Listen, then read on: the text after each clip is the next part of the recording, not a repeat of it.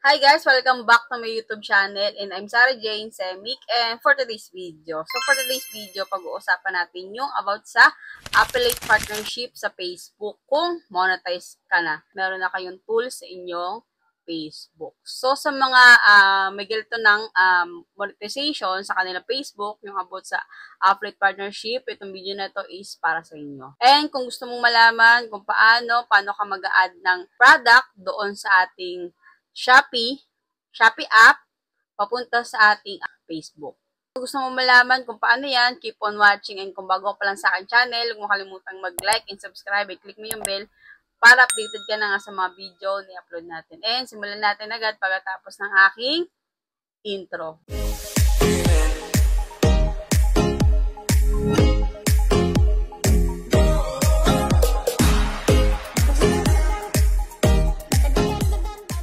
Alam mo na ba ito? Ito guys yung karugtong ng ating ginawa ng tutorial about po sa affiliate partnership kung nakakonect po yung ating mga Shopee. So yung gagawin po natin ngayon is mag-upload po tayo ng sample. Naka-link po yung ating Shopee.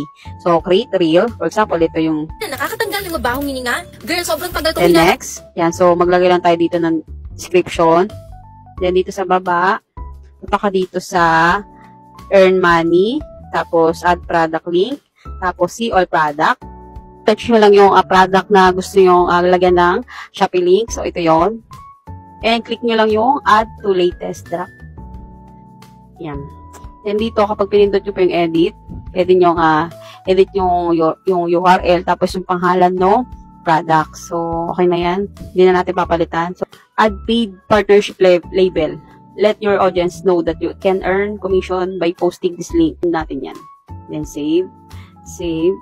Ayan. Tapos, yan, pwede nyo nang i-post yan. Share natin. Share natin sa ating reels. Yan, upload na po natin. Hindi na nakakatanggal ng mabaho. Ayan, kung makita nyo dito sa baba, may shop now. So, kapag kinig po yan ng mga viewers natin, matadirect po yan automatic sa ating Shopee. Ayan, sa mismong link ng product doon sa Shopee. At pwede ka ding mag-post ng kahit photo lang yung ilalagay nyo at lalagyan nyo ng Shopee link. For example, itong image natin na ito, tapos lagyan natin ng description. Ayan. Then, after nyan, next mo, tapos punta kayo ulit sa monetizations, tapos sa add product link, tapos see all products. Tapos, search nyo barley. Ayan, ito yung barley na yon. Ayan. Add to latest drop ulit natin.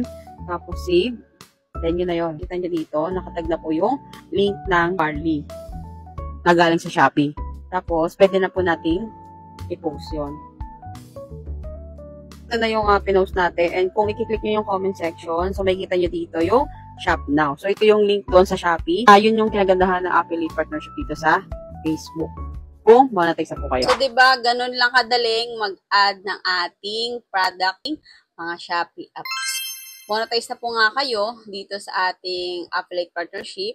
So, i-connect nyo na yun agad. May ginawa na po akong video regarding po dyan sa pag-connect ng ating mga Shopee doon sa ating affiliate partnership. So, ilalagay ko na lang sa description yung link na yon, yung video natin, para masundan nyo yung part 1 up regarding po nga dito sa ating topic about sa affiliate partnership. And kung may kakilala kayong monetize na sa affiliate partnership at hindi nila nagagawa or hindi nila alam kung paano gawin yon, paano i-connect yung kanilang mga Shopee sa partnership, so i-share nyo yan sa kanila at pwede na lang sundan itong video natin ngayon. Iba po kayong tanong regarding rin po dito, mag-comment ka lang sa ating comment section. That's all for today's video. Huwag mo kalimutang mag-like and subscribe and click mo yung bell para updated ka na sa mga video na i-upload natin. And see you next video.